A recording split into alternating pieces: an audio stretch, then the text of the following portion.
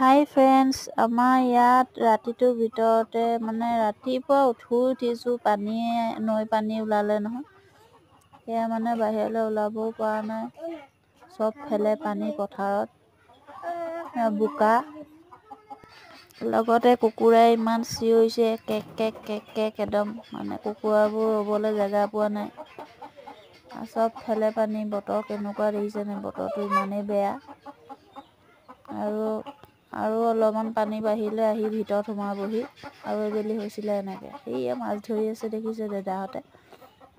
মাছ ধৰি আহিছে কিন্তু ধৰিবলৈ ভয় লাগে, জোক লাগে ভৰিত। জোকৰ কাৰণে মাছ নাখাওঁ।